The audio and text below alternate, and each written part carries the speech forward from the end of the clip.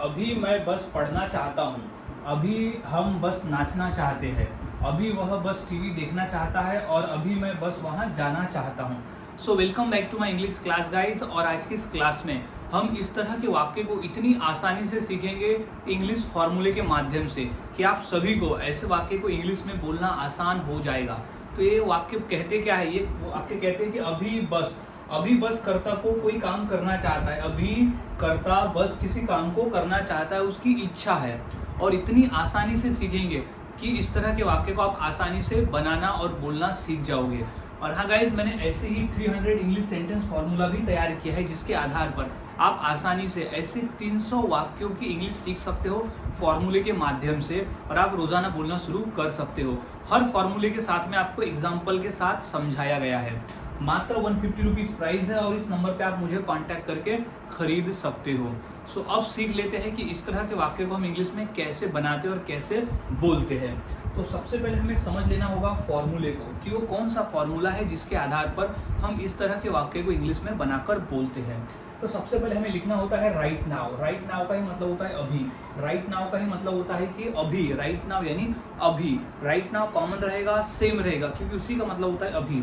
अब आ जाएगा subject. Subject यानी होता है कर्ता। अभी हमने पिछले कई क्लासेस में पढ़ा है कि कर्ता क्या होता है, जैसे आई, यू, ही, शी, इट, दे, या किसी का नेम, कोई भी नाम हो सकता है, वो कर्ता की जगह आ जाएगा। वो हम लिख देंगे, जिसके बारे में हमें बात करना है वो हम लिख देंगे सब्जेक्ट की जगह पर।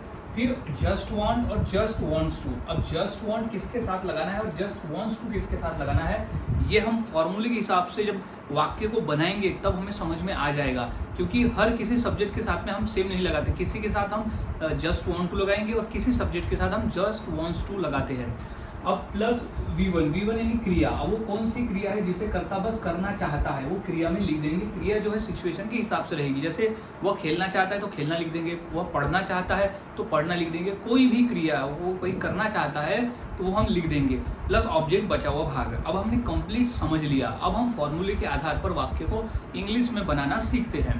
तो सबसे पहला हमारा वाक्य है अभी मैं बस पढ़ना चाहता हूँ। अब यानी मेरी इच्छा है कि अभी मैं बस पढ़ना चाहता हूँ, कोई काम मैं नहीं करना चाहता।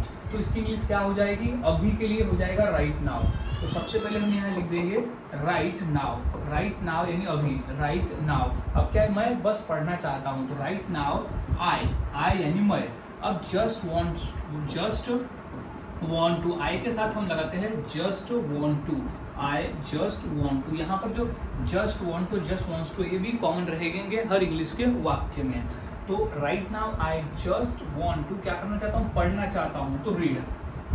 Right now I just want to read. तो इस तरह से वाक्य। अब नेक्स्ट है अभी हम बस नाचना चाहते हैं, कोई दूसरा काम नहीं करना चाहते हैं, हमारी इच्छा है कि हम बस अभी नाचना चाहते हैं। तो इंग्लिश क्या हो जाएगी? सबसे पहले हम लिख देंगे राइट नाउ। राइट नाउ यानी अभी बस। राइट नाउ यानी अभी। अब क्या है? हम यहाँ पर, अब ये है subject we just want to. We just want to. We के साथ हम लगाते हैं जस्ट वांट टू। क्या करना चाहते हैं? नाचना चाहते हैं, तो dance. Right now we just want to dance. तो इस तरह से वाक्य बनते हैं और बोले जाते हैं। और वाक्य देख लेते हैं, जैसे अभी वह बस टीवी देखना चाहता है। तो सबसे पहले लगा देना है राइट नाउ। सबसे पहले हम यहाँ लगा देंगे राइट नाउ। राइट नाउ अभी बस यानी राइट नाउ। अब सब्जेक्ट क्या है? वह चाहता है, तो लड़का है तो ही। अब यहाँ लगाते हैं हम सब्जेक्ट के साथ में wants to. He wants to. He just wants to. He just wants to क्या करना चाहता है? टीवी देखना चाहता है। तो देखना तो इंग्लिश में कहते हैं वॉच। क्या देखना चाहता है? टीवी, तो टीवी। तो right now he just wants to watch TV, यानी वो बस भी टीवी देखना चाहता है। इस तरह से वाक्य बनते हैं। नेक्स्ट है अभी मैं बस वहाँ जाना चाहता हूँ। अभी मैं बस वहाँ जाना चाहता हूँ, तो इंग्लिश क्या हो जाएगी? राइट नाउ अभी बस यानी राइट नाउ मैं।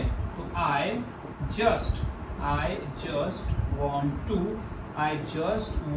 टू क्या करना चाहता हूँ? वहाँ जाना चाहता हूँ, तो go there. I just want to go there.